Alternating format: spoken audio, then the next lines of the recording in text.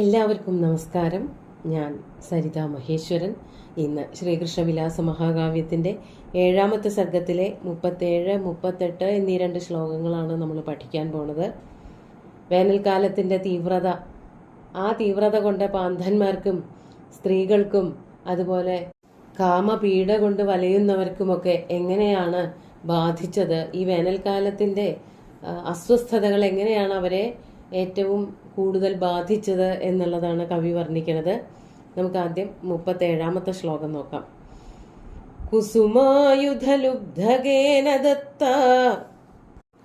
പരിതഃ പാന്ധമൃഗക്ഷയോദ്യതേന ദഹനായിവ Kim ശുകാവിരേജുർധൃതബാലാതപകാന്തിഭിഃ പ്രസൂനൈഃ. ആദ്യം പദച്ഛേദം പറയാം. കുസുമായുധലുബ്ധകേന ദത്ത പരിത പാന്ധമൃഗക്ഷയോദ്യതേന ദഹന ഇവ കിംശുകാ വിരേജു ധൃതബാലാതപകാന്തിഭി പ്രസൂനൈഃ. ഇവിടെ ആദ്യത്തെ വാക്ക് കുസുമായുധ ലുബ്ധകേന എന്നുള്ളത് മലയാളത്തിൽ ശരിയായിട്ടാണ് എഴുതിയിരിക്കുന്നത്. സംസ്കൃതത്തിൽ അക്ഷരത്തെറ്റ് വന്നിട്ടുണ്ട്. ടെക്സ്റ്റിൽ അങ്ങനെ ഒരു അക്ഷരത്തെറ്റ് കാണാനുണ്ട്. കുസുമായുധത ലുബ്ധകേന എന്ന് വന്നിട്ടുണ്ട്. അതിൽ ആ താ എന്നുള്ള അക്ഷരം അവിടെ ആവശ്യമില്ല.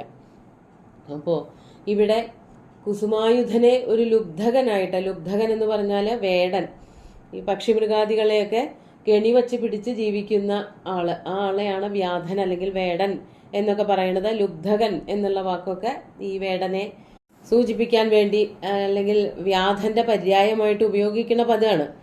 അപ്പോൾ ഈ കുസുമായുധനാകുന്ന വേടൻ അല്ലെങ്കിൽ വ്യാധൻ എന്താണ് ചെയ്തത്? ഈ പാന്തന്മാരെയൊക്കെ പരീക്ഷിക്കുകയാണ്. അതിനു വേണ്ടിയിട്ട് പൂക്കള്, പലതരത്തിലുള്ള പൂക്കളുടെ കാര്യങ്ങൾ നമ്മൾ പറഞ്ഞു. ഇവിടെ കിംശുകങ്ങളെ പറ്റിയിട്ട്, മുരുക്കിൻ പൂവിനെ പറ്റിയിട്ടാണ് പറയണത്. നല്ല ചുവന്ന നിറമുള്ള മുരുക്കിൻ പൂവ് കണ്ടാൽ എന്തായിട്ടാണ് തോന്നിയത് എന്നുള്ളതാണ് പറയാൻ പോണത്. മുരുക്കിൻ പൂവിനെ പറ്റിയിട്ട് ആദ്യം വർണ്ണിച്ചു തുടങ്ങുകയാണ്. ധൃതബാലാതപകാന്തിഭി പ്രസൂനൈഃ കിംശുകാഃ. ധൃതബാലാതപകാന്തി, ബാലാതപൻ എന്ന് പറഞ്ഞാൽ ബാലസൂര്യൻ, ഉദിച്ചുയർന്നു വരുന്ന സൂര്യൻ. ആ സൂര്യന്റെ കാന്തി ഏറ്റുവാങ്ങിയിട്ട് ശോഭിക്കുന്നവരായ, അതാണ് ധരിക്കുന്നവരായ, ധൃതബാലാതപകാന്തിഭി പ്രസൂനൈഃ. ആ ഉദിച്ചുയർന്നു വരുന്ന സൂര്യന്റെ പ്രകാശം പോലെയുള്ള പ്രകാശത്തോടുകൂടി ശോഭിക്കുന്നവരായ പൂക്കളാൽ, ശോഭിക്കുന്നതായ പൂക്കളോടുകൂടി നിൽക്കുകയാണ് കിംശുകം. അതാണ് പ്രസൂനൈഃ. അങ്ങനെ ചുവന്ന് തുടുത്ത് തിളങ്ങി നിൽക്കുന്നതായ പൂക്കളോട് കൂടിയിട്ടുള്ള കിംശുക വൃക്ഷം, മുരിക്കുമരം എന്തുപോലെ ആയി തീർന്നു? ദഹനാ ഇവ വിരേജു. ആ പൂക്കളൊക്കെ കണ്ടാല്, ഈ മരത്തിൽ നിറയെ പൂക്കൾ നിൽക്കണ കണ്ടാൽ അത് തീയാണ് എന്ന് തോന്നിപ്പോകും അത്രേ. ദഹനാ ഇവ, ദഹനൻ എന്ന് പറഞ്ഞാൽ അഗ്നിയാണ്. അഗ്നിനാളങ്ങൾ പോലെ ശോഭിച്ചു. ഈ മരത്തിലൊക്കെ അഗ്നി പടർന്നു നിൽക്കുകയാണ് എന്ന് പെട്ടെന്ന് കണ്ടാൽ തോന്നണ പോലെയായിരുന്നു ആ പൂക്കള് നിൽക്കണത്. അതായത് ഈ പൂക്കളുടെ ഒരു രൂപം കണ്ടാലും തീനാളം പോലെയാണ്, ഒരു ഇതള് പോലെയൊക്കെയാ നിൽക്കുക. പൂവ് മരത്തിൽ ഇങ്ങനെ തൊട്ട് അതിന് ഞെട്ടൊന്നും ഉണ്ടാവില്ല. നേരിട്ട് കൊമ്പിൽ നിൽക്കണ പൂക്കൾ പോലെയാണ് ദൂരെ നിന്ന് നോക്കുമ്പോൾ അങ്ങനെയാ തോന്നുക. അപ്പോൾ ദൂരെ നിന്ന് നോക്കുമ്പോൾ ഇങ്ങനെയുള്ള പൂക്കൾ കാണുമ്പോൾ ആ മരങ്ങളൊക്കെ തീ പിടിച്ചതായിട്ട് തോന്നും. അതെങ്ങനെ? അപ്പോൾ വളരെയധികം ദൂരത്തുനിന്ന് നോക്കുമ്പോൾ ഈ ചുവപ്പ് നിറം മാത്രമേ കാണുള്ളൂ, മരങ്ങളൊന്നും കാണില്ല. അപ്പൊ എല്ലാ ദിക്കിലും തീ ആളി കത്തുന്നത് പോലെ തോന്നും. അതുകൊണ്ടാണ് ദഹനായിവ കിംശുകാഹ വിരേജു, തീ കത്തണത് പോലെ കിംശുക വൃക്ഷങ്ങൾ ശോഭിച്ചു. എന്തിനായിരുന്നു തീ കത്തണത്? അതിന് പ്രത്യേക ലക്ഷ്യം കൂടിയുണ്ട്. അത് കാമദേവൻ ഉണ്ടാക്കിയതായിട്ടുള്ള തീയാണ്. എന്തിനാണ് കാമദേവൻ കാട്ടില് തീയിടുന്നത് എന്നാണെങ്കിൽ, കാമദേവനെ ഇവിടെ ലുബ്ധകനായിട്ട് ഒരു വേടനായിട്ടാണല്ലോ വർണ്ണിച്ചത്. വേടൻ സാധാരണ മൃഗങ്ങളെയൊക്കെ പിടിക്കാൻ വേണ്ടിയിട്ട് ചുറ്റും തീയിടാറുണ്ട്. അതാണ് അങ്ങനെ പക്ഷിമൃഗാദികളെ, പ്രത്യേകിച്ച് മുയലോ മാനൊക്കെ അങ്ങനെയൊക്കെയുള്ള ജീവികൾക്ക് ഈ തീയും കടന്നോടിപ്പോവാൻ പറ്റാത്ത ചെറിയ മൃഗങ്ങളെയൊക്കെ അതിന്റെ ഉള്ളിലിട്ട് പിടിക്കാൻ വേണ്ടിയിട്ട് വ്യാധന്മാര് തീയിടും. അതുപോലെ തീയിട്ടതാണോ എന്ന് തോന്നും. അപ്പോ ആരെയാണ് ഈ കുസുമായുധന് പിടിക്കാനുള്ളത് എന്നാണെങ്കിൽ, പാന്ധമൃഗക്ഷയോദ്യതേന പരിതഃ ദത്താഃ ദഹനാ ഇവ കിംശുകാഃ വിരേജു. പാന്ധമൃഗക്ഷയ ഉദ്യതേന, പാന്ധന്മാരാകുന്ന മൃഗങ്ങളെ ഓടിച്ചിട്ട് പിടിക്കാൻ വേണ്ടിയിട്ട്. ഇവിടെ കാമദേവൻ ഇരയാക്കുന്നത് പാന്ധന്മാരെയാണ്. പാന്ധന്മാരെന്ന് പറഞ്ഞാൽ വളരെ കാലമായിട്ട് യാത്ര പോയത് കൊണ്ട് അവര് വിരഹം കൊണ്ട് ക്ഷീണിതരാണ്. അല്ലാതെ തന്നെ ക്ഷീണിതരാണ് യാത്ര ചെയ്തിട്ട് വല്ലാതിരിക്കണവര്. ഓരോരോ കാലഘട്ടങ്ങൾ വരുമ്പോൾ അതിൻ്റെതായ മാനസിക വികാരങ്ങളും കൊണ്ട് അതുകൊണ്ടുകൂടി വല്ലാതെ ക്ഷീണിച്ചിരിക്കുന്നവരായിട്ടുള്ള പാന്തന്മാര്, ആ പാന്തന്മാരെ, വിയോഗികളായിട്ടുള്ള പാന്തന്മാരെ മൃഗങ്ങളോടാണ് ഉപമിച്ചിരിക്കുന്നത്. ആ പാന്തന്മാരാകുന്ന മൃഗങ്ങളെ പിടിക്കാൻ വേണ്ടിയിട്ട്, അവരെ നശിപ്പിക്കാൻ വേണ്ടിയിട്ട്, അവരെ കൊല്ലാൻ വേണ്ടിയിട്ടാണ് കാമദേവൻ ഇങ്ങനെയൊക്കെയുള്ള പരിപാടികൾ ചെയ്യുന്നത്. അതാണ് പാന്ത മൃഗക്ഷയം. പാന്തന്മാരാകുന്ന മൃഗങ്ങളെ ക്ഷയിപ്പിക്കുന്നതിന്, ഇല്ലായ്മ ചെയ്യുന്നതിന് ഉദ്യതേന പുറപ്പെട്ടവനായ കുസുമായുധലുബ്ധകേന, കുസുമായുധൻ എന്ന വേടനാൽ ചെയ്യപ്പെട്ട, കൊളുത്തിവച്ചതായ, കത്തിച്ചു വിട്ടതായ തീയെന്നതുപോലെ, കാടിന് തീയിട്ടതുപോലെ, അങ്ങനെ കിംശുകങ്ങൾ ചുറ്റും തീജ്വാലകൾ കണക്കെയുള്ള പൂക്കൾ കൊണ്ട് ശോഭിച്ചു എന്നാണ് കവി വർണ്ണിക്കുന്നത്. വളരെ ഭംഗിയായിട്ട് ഇവിടെ രൂപകാലങ്കാരം പ്രയോഗിച്ചിട്ടുണ്ട്, ഉത്പ്രേക്ഷാലങ്കാരമുണ്ട്. അതുകൊണ്ടൊക്കെ ഈ സാധാരണക്കാരായിട്ടുള്ള ജനങ്ങളുടെ, പാന്തന്മാരുടെ, ഇവിടെ വർണ്ണിക്കാൻ പോകുന്ന കൃഷ്ണന്റെയും ഗോപസ്ത്രീകളുടെയും ഒക്കെ ശൃംഗാരത്തെ അല്ലെങ്കിൽ വിരഹവേദനയെ ഒക്കെയാണ് വർണ്ണിക്കുന്നത്. അങ്ങനെ കാട് മുഴുവനും കത്തി നിൽക്കുന്നത് പോലെയുള്ള ഒരു വർണ്ണന. നമുക്ക് അടുത്ത ശ്ലോകം കൂടി നോക്കാം. 38ാമത്തെ ശ്ലോകം നോക്കൂ. ഘനചന്ദന കൽപ്പിതാനുലേപ കദളീ പല്ലവ കോമളാന്തരീയ ജലകേളിഭിരാർദ്രകേശപാശ ന വിദന്തി സ്മ നതഭ്രുവോ നിദാഘം. ആദ്യം പദച്ഛേദം പറയാം. സമസ്ത പദങ്ങളാണ് ധാരാളമായിട്ടുള്ളത്. ഒപ്പം തന്നെ ചെറിയ തരത്തിലുള്ള സന്ധികളുണ്ട്.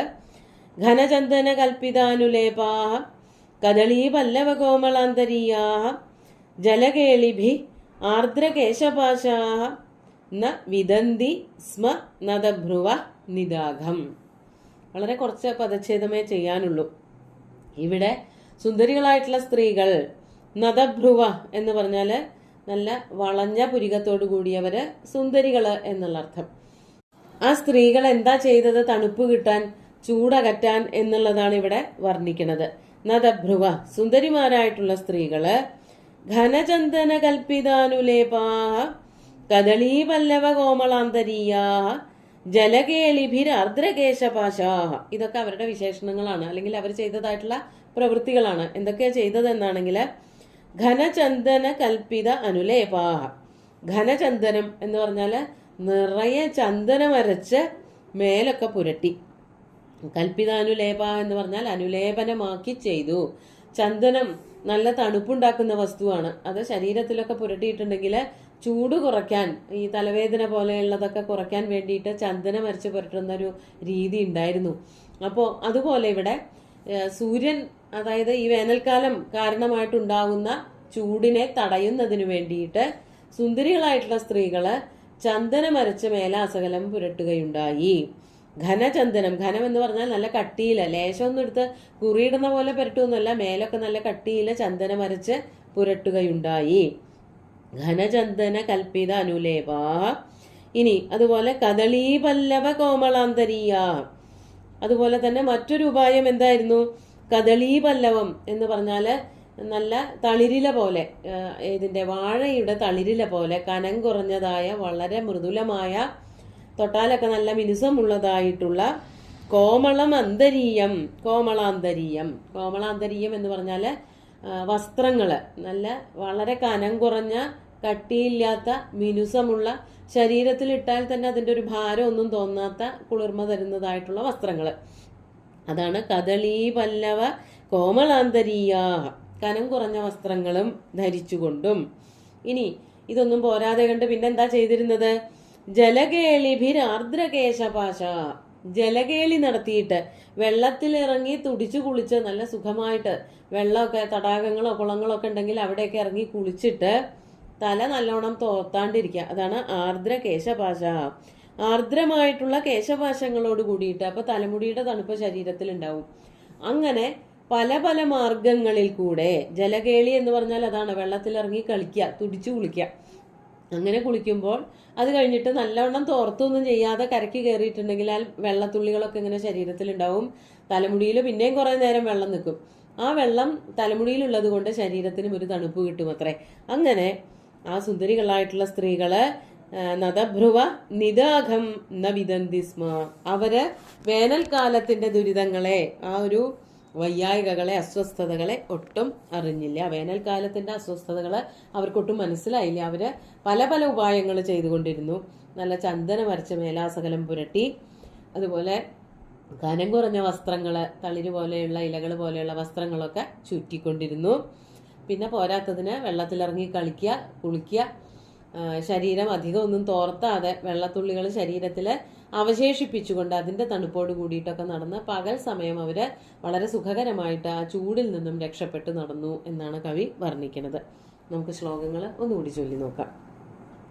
കുസുമായുധലുബ്ധഗേന ദത്ത പരിതഃ പാന്ധമൃഗക്ഷയോദ്യതേന ദഹനായിവ കിം ശുഗാവിരേജുർധൃതബാലാതപകാന്തിഭിഃ പ്രസൂനൈഃ ഘനചന്ദനകൽപ്പിതാനുലേപ കദളീപല്ലവകോമളാന്തരീയ ജലകേളിഭിരാർദ്രകേശപാശ ന വിദന്തി സ്മ നദഭ്രുവോ നിദാഘം.